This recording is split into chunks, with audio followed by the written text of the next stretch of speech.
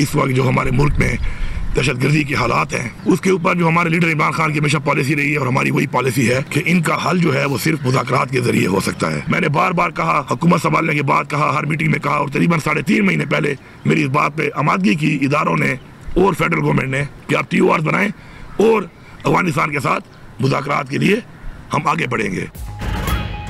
वज़ीर आला खैबर पख्तूनख्वा का वफाक से अफगानिस्तान से मुज़ाकरात करने का मुतालबा। इस्लामाबाद में न्यूज़ कॉन्फ्रेंस के दौरान अली अमीन गंडापुर ने कहा, दहशतगर्दी का हल मुज़ाकरात से निकल सकता है। कई बार कह चुके अफगानिस्तान से मुज़ाकरात किए जाएं। दहशतगर्दी वाक़यात का हल हमारे पास है। बदकिस्मती से वफाकी हुकूमत का किरदार इंतहाई मायूस कुन है। वफाकी वज़रा के बयानात इंतहाई गैर ज़िम्मेदाराना होते हैं। TORs दिए हुए 3 माह हो गए, जवाब नहीं आया। अफगानिस्तान से ताल्लुकात ख़राब होते जा रहे हैं। किसी को सूबे से ज़बरदस्ती नहीं निकालेंगे। हमारी हुकूमत में दहशतगर्दी ख़त्म हुई और फिर हुकूमत ख़त्म कर दी गई। जब तक अफगानिस्तान में अमन नहीं होगा, खित्ते में अमन नहीं होगा।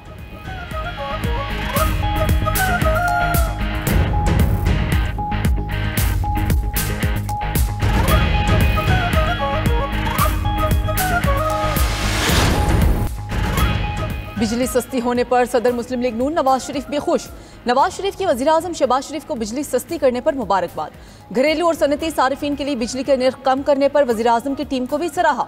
कहा कि वज़ीर-ए-आज़म की काविशों से मुल्क दुरुस्त समत पर गामज़न हो चुका है। सस्ती बिजली से न सिर्फ आवाम को रिलीफ मिलेगा बल्कि एक्सपोर्ट भी बढ़ेगी। आवाम को हमेशा मुस्लिम लीग नून के दौर में ही मुआशी रिलीफ मिलता है। महंगाई में मुसलसल कमी नून लीग की बेहतरीन मुआशी पॉलिसीज़ का मुंह बोलता सबूत है। मुल्क में तरक्की की राहें खुल रही हैं, नौजवानों को रोजगार मिलेगा।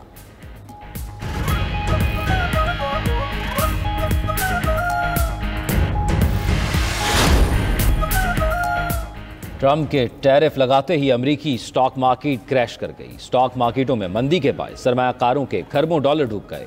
अमेरिकी स्टॉक मार्केट में साल 2020 के बाद बदतरीन मंदी record. Dow Jones industrial index 1672 points गिर गया, 40,552 पॉइंट्स की कम तरीन सतह पर बंद।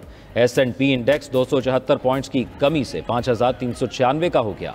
नेस्डेक इंडेक्स 1050 पॉइंट्स की मंदी से 16,550 पॉइंट्स पर आ गया। टैरिफ के मनफी असरात के बायस क्रिप्टो करेंसीज की कदर में कमी।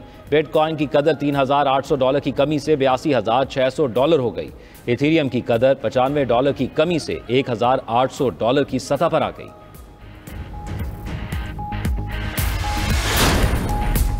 अमेरिकी सदर ट्रंप ने टैरिफ को बड़ी सर्जरी करार दे दिया। कहा कि टैरिफ ऐसे ही है जैसे किसी मरीज का ऑपरेशन किया जाए। टैरिफ पर बातचीत हो सकती है। कई ममालिक अमेरिका के साथ राब्ते में हैं। टैरिफ के नफाज से 6 से 7 ट्रिलियन डॉलर अमेरिका आ रहे हैं। दुनिया कई दहाइयों से अमेरिका से फ़ायदा उठा रही थी। जवाबी टैरिफ के बजाय कई ममालिक अमेरिका से मुआहिदा करेंगे। टिकटॉक मुआहिदा हुआ तो चीन को टैरिफ में रिलीफ मिल सकता है।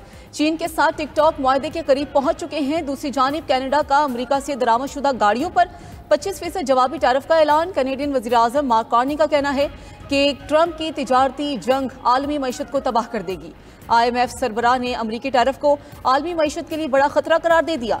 क्रिस्टलिना जॉर्जिएवा ने कहा कि आलमी मईशत को मजीद नुकसान पहुंचाने वाले इक़दामात से गुरेज किया जाए।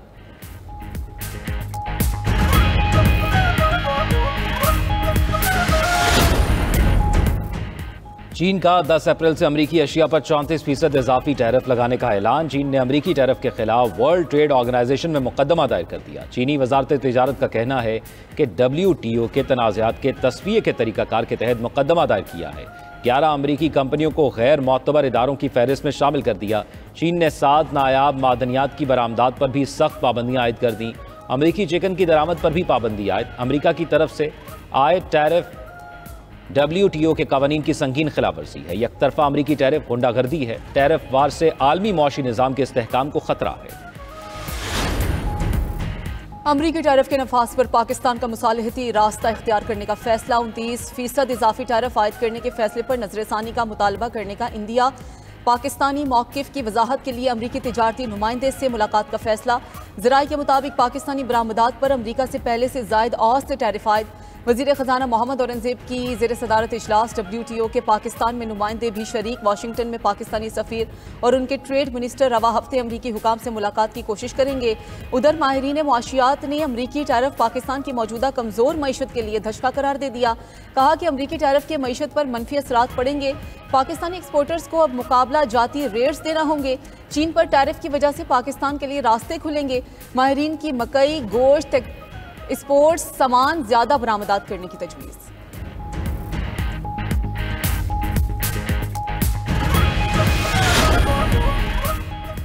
अमेरिकी सदर की टैरिफ तलवार मासूम पेंगुइन्स पर भी चल गई। एंटार्क्टिका के करीब ऑस्ट्रेलियन जज़ायर पर सिर्फ पेंगुइन आबाद हैं। सदर ट्रंप ने इन पेंगुइन्स पर भी 10% टैरिफ लगा दिया। हेड और मैकडोनल्ड जज़ायर पर एक दहाई से किसी इंसान ने कदम नहीं रखा। ऑस्ट्रेलिया के वज़ीर तिजारत ने रद्द-ए-अमल में कहा, मालूम नहीं बेचारे बूढ़े पेंगुइन्स ने ट्रंप के साथ क्या गलत किया जो उन पर भी टैरिफ लगा दिया।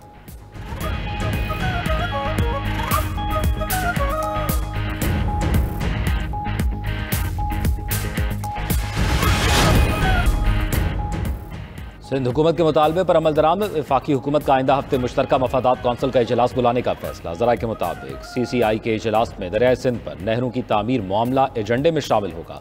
वज़ीर आज़म शहबाज शरीफ ने बिलावल भुट्टो को यकीन दहानी करा दी। मुश्तरका मफादात कौंसिल के इजलास में चोलिस्तान और दीगर केनालों पर बात होगी। सिंध की नुमाइंदगी वज़ीर आला सिंध मुराद अली शाह और वज़ीर आबपाशी जाम खान शुरू करेंगे।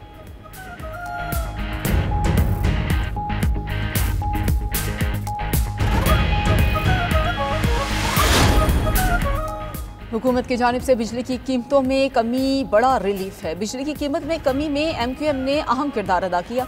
रहनुमा MQM डॉक्टर फारूक सत्तार की प्रेस कॉन्फ्रेंस, कहा कि बिजली की कीमत में मजीद 6 रुपए कमी की गुंजाइश है। अगले बजट तक शरह सूद सिंगल डिजिट पर आ जाएगी। महंगाई में कमी होगी, आवाम खुशहाल होगी। वजारतें मिलती हैं या नहीं, हमारा मकसद आवाम की खिदमत है। पानी के मसाइल हल करना भी हदफ है। वज़ीर आज़म ने कराची में MQM जलसे से खिताब की हामी भरी है।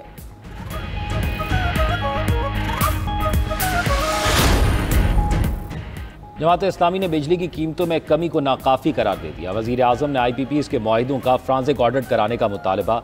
हाफिज़ नईमुर रहमान ने कहा, IPPs टैक्स भी नहीं अदा करते। बात यह नहीं कि बिजली सस्ती हुई। वज़ीर आज़म इस फ्रॉड में मुलव्विस अफराद को सामने लाए। आलमी मार्केट में पेट्रोल की कीमतें कम हुई, पाकिस्तान में कमी नहीं की गई। IT इंडस्ट्री की बेहतरी के से ही मईशत मुस्तहकम होगी।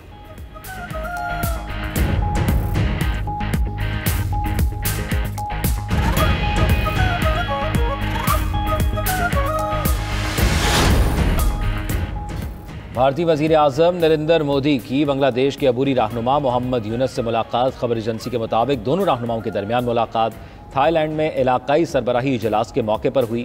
ये मुलाकात शेख हसीना के इक़्तिदार के खात्मे के बाद पहली बार हुई। भारतीय वज़ीर ख़ारजा S जयशंकर और कौमी सलामती के मुशीर अजीत डोल भी मुलाकात में मौजूद थे। भारतीय ख़ारजा सेक्रेटरी के मुताबिक मोदी ने बांग्लादेश में अक़लियतों ख़ुसूसन हिंदू बरादरी के तहफ़्फ़ुज़ पर तशवीश का इजहार किया और हमलों की मुकम्मल तहकीकात का मुतालबा किया। मोदी ने दोनों ममालिक के दरमियान जमहूरी और पुरअमन ताल्लुकात पर जोर दिया।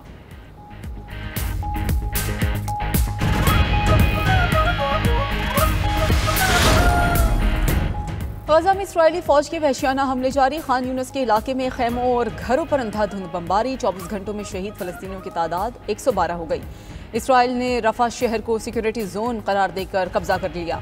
रफा को खाली कराने के लिए वहशियाना बमबारी, दर्जनों अफराद शहीद। इसराइली फौज ने लाखों लोगों को जनूब और शिमाल की तरफ इनखला के अहकामात जारी कर दिए। दूसरी जानिब सेहूनी फौज की शाम में भी बर्बरियत जारी। ताज़ा तरीन हमलों में 109 शामी शहीद हो गए। इसराइली वज़ीर ख़ारजा ने कहा कि तुर्किया शाम में फौजी मौजूदगी बढ़ाने से गुरेज करे। शाम हमारे लिए ख़तरा है, तुर्किया मुहाफ़िज़ बनने की कोशिश ना करे। तुर्क वज़ारत ख़ारजा का कहना है कि इसराइल पूरे खित्ते की सलामती के लिए ख़तरा बन गया।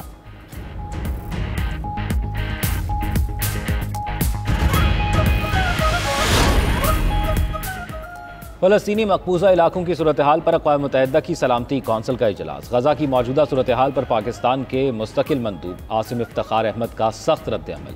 अक़वाम मुत्तहिदा की सलामती कौंसिल पर सवालात उठा दिए। कहा, हम ऐसे इदारे का हिस्सा नहीं बन सकते जो महज तमाशाई बना रहे। हम इस इखलाकी दिवालियापन का हिस्सा बनने से इनकार करते हैं। सलामती कौंसिल अपनी साख बरकरार रखने के लिए अपनी करारदादों पर अमल दरामद को यकीनी बनाए। फ़लस्तीन में जो कुछ हो रहा है वो इंसानियत के साथ संगीन मजाक है।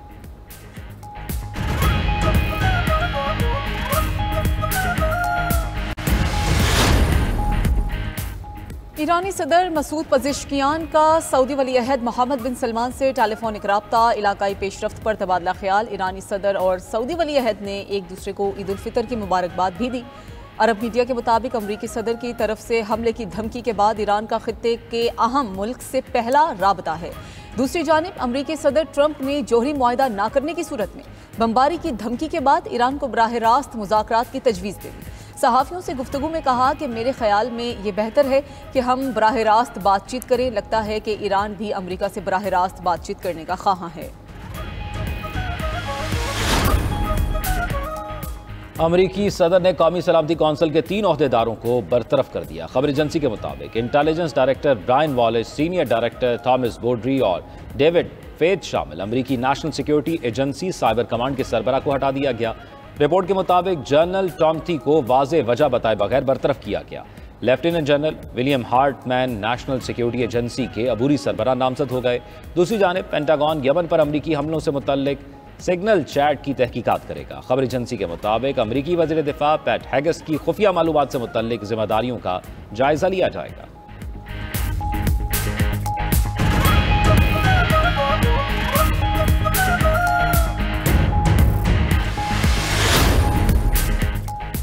मुल्क में मार्शल लॉ का निफाज। जनूबी कोरिया की आईनी अदालत ने माजूल सदर योन सिक योल को ओहदे से हटा दिया। आईनी अदालत के 8 जजेस ने मुतफ़िका फैसला सुना दिया। साबिक सदर योन सिक योल के खिलाफ मवाख़िज़े की तौसीक। अदालत ने कहा कि मार्शल लॉ के ऐलान और फौज को पार्लियामेंट भेजने से आइन की खिलाफ वर्जी हुई। योन सिक योल ने फौज को सियासी मकासद के लिए इस्तेमाल किया। जनूबी कोरिया में 60 दिन के अंदर नया सदारती इंतखाब कराया जाएगा।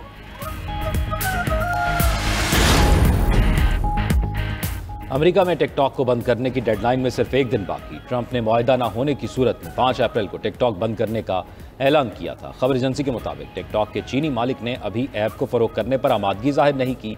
सबसे अहम सार्फिन का डाटा है जिसे चीनी कंपनी फरोख्त नहीं करना चाहती।